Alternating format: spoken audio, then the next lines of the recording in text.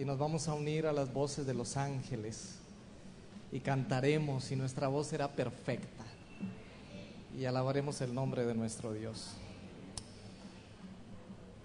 Hoy, hermanos, quiero saludarlos y quiero muy especialmente saludar a nuestros hermanos de la iglesia de sordomudos y que escuchan la palabra de Dios a través del lenguaje de las señas. Deseamos que Dios les bendiga. Queremos decirles que un día el Señor va a regresar por nosotros. Y cuando el Señor regrese por nosotros, todos nuestros problemas serán resueltos. Habrá solución e iremos con Jesús para vivir con Él por toda la eternidad. Hermanos, he escogido un texto de la Biblia para meditar en esta tarde. Está en San Lucas capítulo 23 y vamos a ir al versículo 33. San Lucas capítulo 23 y versículos 33. Yo voy a pedir permiso para acercarme un poco más a ustedes.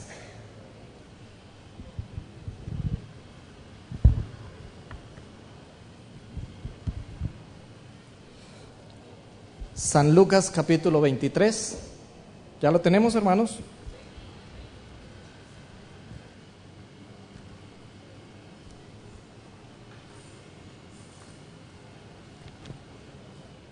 Muy bien, hermanos, vamos a leer el versículo 33 y el versículo 34.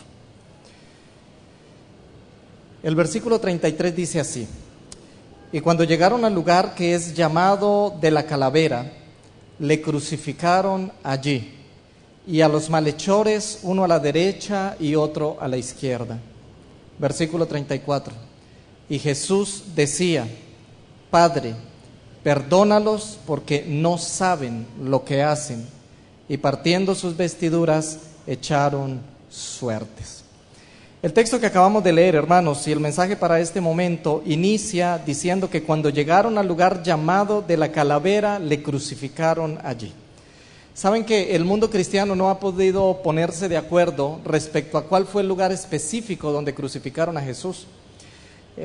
Muchos y la mayoría de cristianos creen que el lugar exacto donde crucificaron a Jesús es un lugar donde, si usted va hoy a Tierra Santa, lo van a llevar a ese lugar porque allí se construyó lo que se conoce como la Catedral del Santo Sepulcro. Y todos en el mundo cristiano, la mayoría, creen que fue en ese lugar donde crucificaron a Jesús. Pero cerca de ese lugar hay otro lugar que es considerado como otro posible lugar y que muchos de los cristianos no católicos creen que fue en ese lugar, y se conoce como el Calvario de Gordon y la tumba del jardín.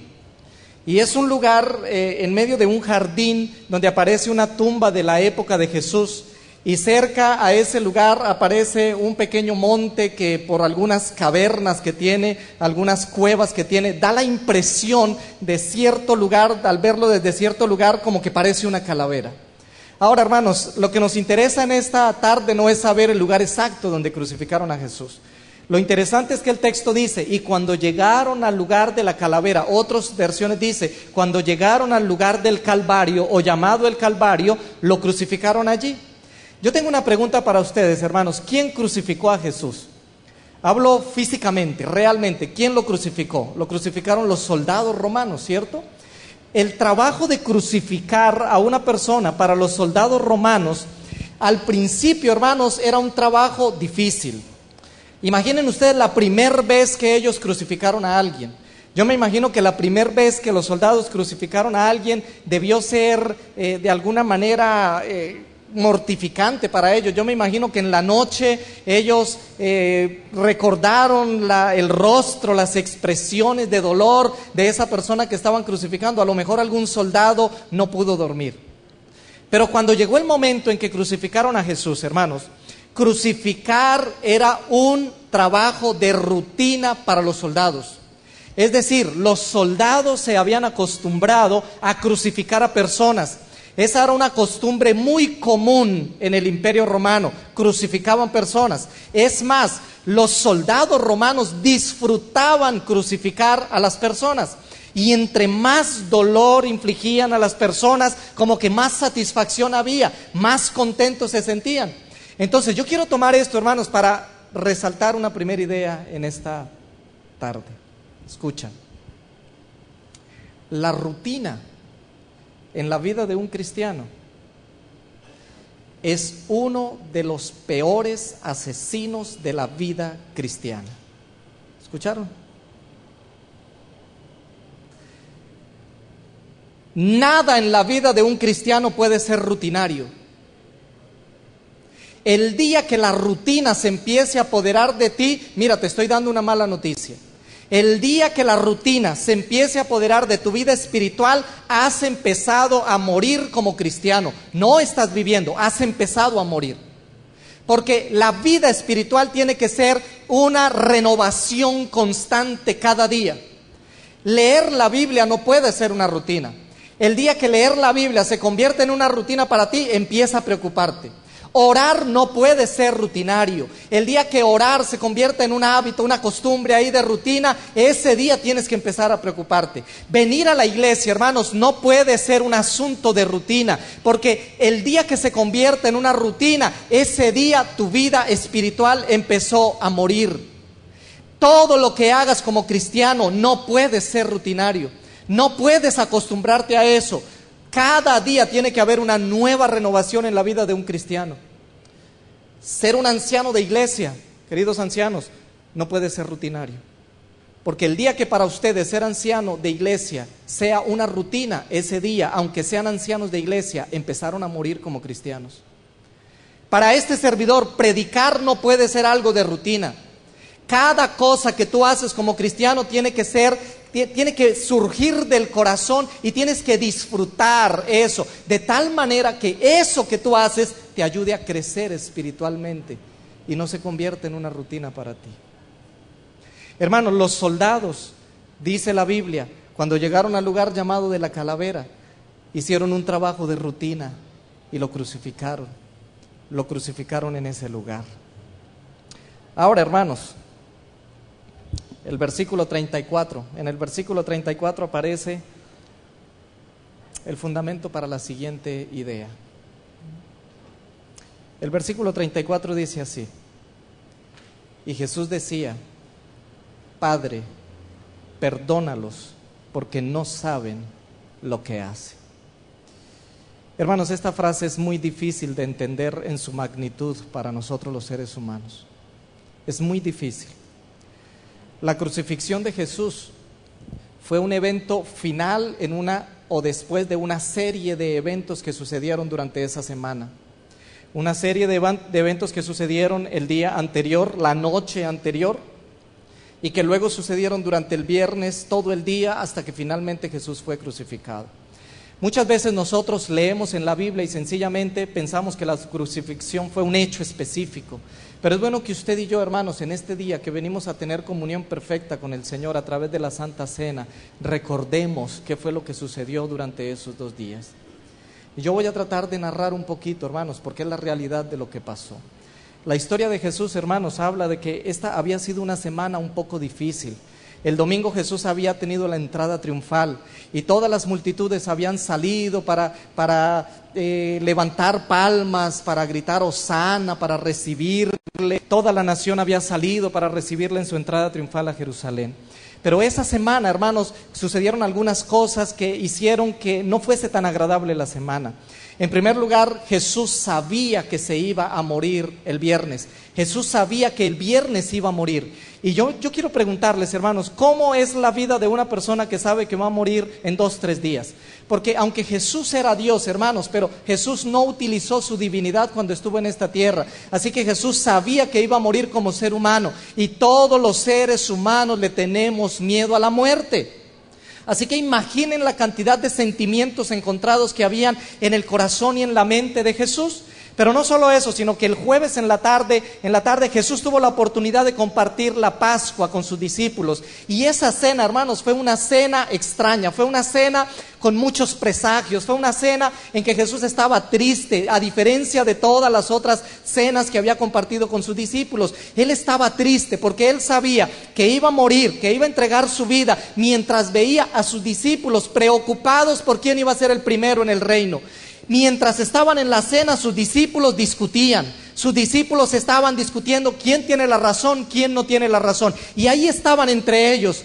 Pero mientras eso sucedía, Jesús sabía que iba a morir. Fue una cena intranquila. Después de que terminó la cena, entonces ellos salieron al monte del Getsemaní. Y yo sé que ustedes han leído la Biblia, hermanos, y saben que la Biblia dice que Jesús agonizó en el monte de Getsemaní. Yo todavía no he logrado, hermanos, entenderlo, trato de entenderlo. La Biblia, hermanos, y aquí hay personas que del área de la medicina, la Biblia dice que Jesús estaba sometido a una presión tan extrema. La carga del pecado, hermanos, estaba cayendo sobre sus hombros, el pecado de toda la humanidad, y hasta 2000 años después, es decir, tus pecados y mis pecados por toda la eternidad. Y la carga era tanta, hermanos, y la presión del estrés era tanto que sus poros se dilataron a un extremo que dice la Biblia que él empezó a sudar gotas de sangre. No era un sudor normal, no era un sudor como el que usted y yo sudamos cuando hacemos ejercicio, sino era un sudor producto de la presión y del pecado, del peso del pecado que hizo que tu maestro y mi maestro sudara gotas de sangre. Agonizó y ninguno de sus discípulos estuvo con él. Ninguno de sus discípulos fue capaz de pasar un minuto orando con él. Jesús los invitó a los más cercanos para que estuvieran cerca de él. Y aún en el momento de necesidad, sus discípulos se durmieron, lo abandonaron, no estuvieron. Ahora, en medio de esas circunstancias, hermanos, Jesús tomó la decisión de morir por nosotros los seres humanos. La Biblia dice, hermanos, que Jesús le dijo al Padre: mira, Señor, yo no quiero morir. Si es posible salvar al ser humano, si es posible salvar a Norma, si es posible salvar a Edgar, si es posible salvar a Jairo, si es posible salvar a Egla, de otra forma. Pero no quiero que se haga mi voluntad, quiero que se haga la tuya. Si es posible, Señor, pasar de mí esta copa y que no tenga que experimentar la muerte, entonces que pueda ser de otra forma. Y cuando él estaba en esa agonía, hermanos, en medio de la agonía, en medio del pensamiento, en medio del deseo como ser humano de irse para el cielo y acabar con todo y no morir, Jesús se preguntaba: ¿no vale la pena morir por el ser humano? Su parte humana pensaba así, porque mire, mientras yo estoy aquí, mis discípulos están durmiendo. Mientras yo estoy aquí, los soldados vendrán para tomarme preso, para llevarme. Mientras yo estoy entregando mi vida por el ser humano quiere acabar conmigo, quiere matarme. Y en medio de esas circunstancias, hermanos, Jesús decidió morir. Tomó la decisión de ofrecerse, de morir por ti, de morir por mí. Y la Biblia dice, hermanos, que entonces apareció Judas, seguido de los soldados, entregó a su maestro con un beso, y entonces los soldados tomaron preso a Jesús. Y hermanos, si usted alguna vez ha leído El deseado de todas las gentes, usted sabe que lo que estoy diciendo es lo que dice el deseado de todas las gentes. Los soldados, hermanos, no tomaron a Jesús a las buenas, no lo abrazaron y le dijeron: ven que te vamos a llevar. No, los soldados lo tomaron, lo amarraron, lo ultrajaron, lo abofetearon, lo empujaron, escupieron en su rostro, se burlaban de él, le daban látigo y cada vez lo empujaban y lo empujaban. Y ese maravilloso Jesús, hermanos, Rey de reyes y Señor de señores, delante de quien los ángeles se inclinan, cuando Jesús está en su trono, basta que él intente levantarse para que miles y miles de millones de ángeles caigan delante de él, el creador de todo cuanto existe. Se aguantó que los seres humanos escupieran en su rostro. Se aguantó que los seres humanos colocaran sobre su rostro una sábana, le diesen una bofetada y ahora se burlaran de él diciendo: profetiza, adivina, ¿quién fue el que te bofeteó? ¿Quién fue el que te golpeó? Y se burlaban de él. e hicieron un juicio amañado con testigos falsos y lo llevaron de un lugar para otro. Y durante toda la madrugada, hermanos, Jesús, el creador de todo cuanto existe, estuvo yendo de un lugar a otro, siendo maltratado, yendo para aquí, yendo para allá. Lo llevaron donde Herodes y Herodes se burló de él, tanto que Jesús no quiso ni siquiera hablarle. En 2 ocasiones lo llevaron delante de Pilato. Y en una de esas ocasiones colocaron a un ladrón y asesino a su lado. Y pusieron a la multitud para que escogiera entre Jesús y un asesino. Y la multitud, hermanos, escogió al asesino. Y rechazaron a Jesús. Y luego todos empezaron a gritar: crucifícale, crucifícale, crucifícale. Y después de eso, hermanos, dice mi Biblia, que tomaron a Jesús y le dieron 2 veces 39 latigazos. Y los registros que nosotros tenemos, hermanos, dicen que habían personas que morían solamente con los latigazos. Pero a Jesús le dieron 2 veces 39 latigazos. Y en medio de toda la sangre que brotaba de su cuerpo, ahora se burlaron de él colocando una túnica carmesí. Y se burlaron de él colocando una espina, una corona de espinas. Y esas espinas, hermanos, entraron en la sien y en la piel del maestro. Y la sangre empezó a brotar. Y luego colocaron una cruz encima de él. Y se burlaron de él. Y lo llevaron y lo empujaron. Hasta que llegó finalmente al lugar llamado de la Calavera. Y lo que usted y yo sabemos, hermanos, es que cuando él llegó ahí, los ladrones se resistían a la crucifixión. Pero cuando Jesús estuvo allí, Jesús se ofreció. Es decir, no opuso resistencia. Se acostó sobre la cruz, extendió sus brazos. Y yo quiero que ustedes imaginen por un minuto, hermanos. Y ahora los soldados vinieron con unos clavos gruesos, y cuando colocaron el clavo y el martillo cayó sobre el clavo, la sangre de Jesús chispeó, salió, brotó. Y luego colocaron sus pies, el mismo procedimiento. Y el espíritu de profecía dice, hermanos, que habían abierto un hueco. Y empezaron a subir la cruz amarrada. Y cuando la cruz quedó vertical, cayó bruscamente en el hueco. Y las heridas de Jesús se rasgaron. Y entonces, hermanos, humanamente yo tengo una pregunta. Yo no entiendo la frase de Jesús. Yo no entiendo cómo Jesús había pasado 2 días de sufrimiento. Una semana con un estrés extremo. Una semana sufriendo, sabiendo que se iba a morir. Una noche, hermanos, en la cual agonizó y sudó gotas de sangre. Una noche en la cual lo tomaron, se burlaron, lo empujaron, le escupieron, se rieron de él. Y cantidad de ofensas decían a él. Y ahora en medio de esa escena, hermano, lo toman, le colocan una corona, lo empujan, la cruz, lo llevan y lo crucifican. Y ahora Jesús abre sus labios para decir: Padre, perdónalos porque no saben lo que hacen. Yo no entiendo esa frase, hermanos, porque yo soy un ser humano. Y como ser humano, la lógica me dice que ahí debería decir: Señor, esta gente no sabe lo que está haciendo, pero ahora decido no morir. Miren, Jesús podría, aún estando crucificado antes de morir, haber dicho: no vale la pena morir por el ser humano, me voy. Es más, algunos le decían: si realmente eres el Cristo, bájate de esa cruz y decide no morir, sálvate a ti mismo y sálvanos a nosotros. Y esa fue la mayor tentación para Jesús, porque Jesús en ese instante quiso bajarse de esa cruz. Pero aún así, hermanos, dice: Padre, perdónalos porque no saben lo que hacen. Saben, hermanos, que esa frase es más significativa de lo que usted y yo creemos, porque esa frase estaba garantizando la salvación de los soldados. Esa frase estaba garantizando la salvación de todos los seres humanos. Ustedes se imaginan la vida de un soldado que pasados 10 años, 20 años, conoce el Evangelio, acepta el Evangelio, y ese soldado crucificó a Jesús. ¿Ustedes se imaginan el sentimiento de culpa que habría en el corazón y en la mente de ese soldado? Yo me imagino que el soldado no podría perdonarse a sí mismo al enterarse y al conocer y al reconocer que él había sido uno de los que había literalmente matado a Jesús. Ahora, esa frase, hermanos, abrió la puerta de la salvación.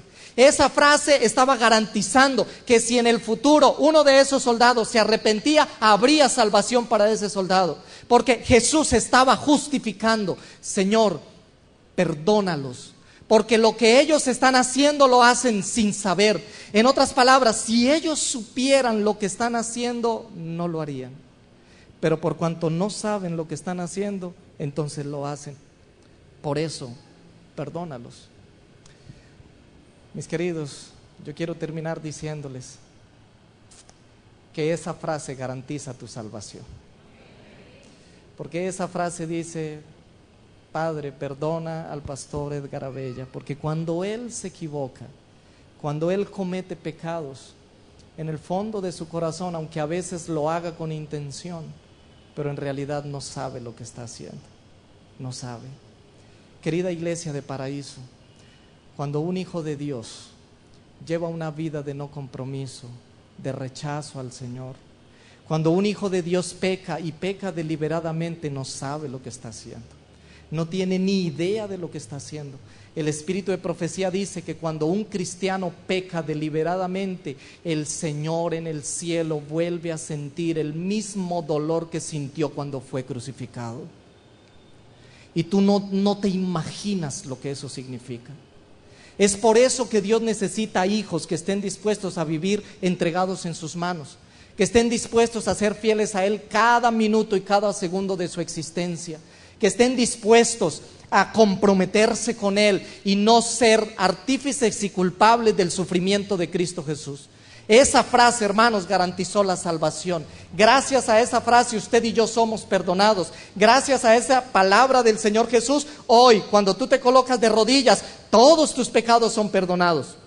Es esa la razón por la cual como iglesia y como adventistas participamos de la Santa Cena. Porque la Santa Cena, hermanos, es recordar que Jesús murió en la cruz del Calvario por nosotros, que la puerta de la salvación se abrió para cada uno de nosotros, que Jesús entregó voluntariamente su cuerpo. El pan es símbolo del cuerpo de Cristo Jesús, que Jesús entregó voluntariamente su sangre. El vino, el jugo de uva es símbolo de la sangre de Cristo Jesús, pero que la única razón por la cual Jesús entregó su cuerpo y entregó su vida y su sangre fue derramada fue solamente por amor a cada uno de ustedes. Solamente. Cuando Jesús lo hizo, estaba pensando en ti, que existirías 2000 años después. Y tú estás en esta tarde aquí para recordar que Jesús murió en la cruz del Calvario por ti. Y al tomar el pan y el vino y al participar del rito de humildad, dice la Biblia, anunciamos este evangelio hasta que Cristo venga. Y es por eso que lo hacemos, querida iglesia. Es por eso que compartimos este momento especial. Pero Dios quiere que esto no sea un rito más. Dios quiere que a partir de hoy tú vivas una vida consagrada a Cristo Jesús. Una vida que haga la diferencia, una vida diferente. Entonces, hermanos, yo voy a terminar con una pregunta. De todo corazón, hermanos, ¿cuántos de ustedes están agradecidos por lo que Jesús hizo por ustedes? ¿Cuántos de ustedes hoy quisieran decirle al Señor: Señor, gracias, porque aunque yo no merezco que tú hayas muerto por mí, aunque podrías haberte ido cuando estabas aún en la misma cruz, aunque podrías haber decidido no morir, mira, si Jesús lo hubiese hecho, usted y yo estaríamos perdidos, la humanidad entera estaría perdida, pero gracias a Jesús que se quedó en esa cruz, que murió y que nos justificó para que entonces podamos ser perdonados. ¿Cuántos colocándose en pie quisieran decirle al Señor: Señor, gracias? No tenemos otra cosa que decirte, solamente expresar nuestra gratitud. ¿Cuántos quieren hoy decirle al Señor: hoy una vez más quiero rehacer mi pacto contigo? Quiero volver a hacer un pacto contigo, quiero volver a decirte que quiero ser fiel a ti. No quiero ser fiel a un ser humano, quiero ser fiel a ti. Quiero ser fiel al Creador de todo cuanto existe. Quiero ser fiel a mi Maestro Jesús, a ese que entregó su vida por mí, a ese que hizo un sacrificio extremo, a ese que cometió una locura extrema, que fue morir por la salvación de los seres humanos. ¿Y cuántos, levantando su mano, quieren decirle: Señor, a partir de hoy ayúdame a llevar una vida consagrada? Ayúdame a llevar una vida entregada en tus manos, consagrada, que de aquí en adelante, pase lo que pase, yo pueda tener la seguridad de que tú moras en mi corazón a través de tu Espíritu Santo. Querido, Dios les bendiga. Dios les bendiga. Que al participar hoy del rito del pan, del vino, del rito de humildad, lo que haya en tu mente sea un profundo sentimiento de gratitud hacia ese Dios que lo hizo todo por cada uno de nosotros. Te voy a invitar para que cierres tus ojos y vamos a orar al Señor. Señor, queremos agradecerte porque tú eres nuestro Dios. Porque cuando recordamos lo que implicó el sacrificio de tu Hijo en la cruz del Calvario, entendemos, Señor, que para el ser humano es una locura. Y tu Hijo cometió una locura por amor. Llevó los pecados del mundo sobre sus hombros. Él murió para que nosotros ya no tengamos que morir. Él sufrió para que nosotros ya no tengamos que sufrir. Él vino a darnos vida y no solo se quedó en la cruz y en la tumba, sino que resucitó. Pero Él resucitó, Señor, para que todos los que estamos aquí tengamos la esperanza de la salvación y de la vida eterna en Cristo Jesús. Señor, hoy vamos a participar del pan y del vino. Posiblemente, Señor, hay pecados en nuestras vidas. A lo mejor hay alguien aquí, Señor, que esta misma semana, la semana pasada, ha llevado una vida de pecado, ha cometido errores. Pero hoy hemos venido delante de ti reconociendo que si hacemos algo así, Señor, en el fondo no sabemos lo que estamos haciendo. Perdónanos porque no sabemos lo que estamos haciendo. Perdónanos porque causamos dolor, Señor. Perdónanos porque te causamos un dolor extremo cada vez que fallamos, cada vez que llevamos una vida insensible, cada vez que llevamos una vida de no compromiso. Ayúdanos a entender, Señor, que tú quieres cristianos comprometidos, cristianos que estén dispuestos a vivir la vida como cristianos al extremo, a costa de lo que sea. Y permite que esta iglesia, la iglesia de Paraíso, esté conformada por ese tipo de cristianos, cristianos enamorados de ti, cristianos dispuestos a lo que sea por ti, porque entendemos que tú lo diste todo por nosotros, que tú quieres estar con nosotros. Hoy queremos rehacer nuestro pacto contigo. Por favor, Señor, tómanos como enteramente tuyos y danos la certeza y la seguridad en el corazón de nuestra salvación. En el nombre de Jesús lo pedimos todo. Amén, Señor. Amén.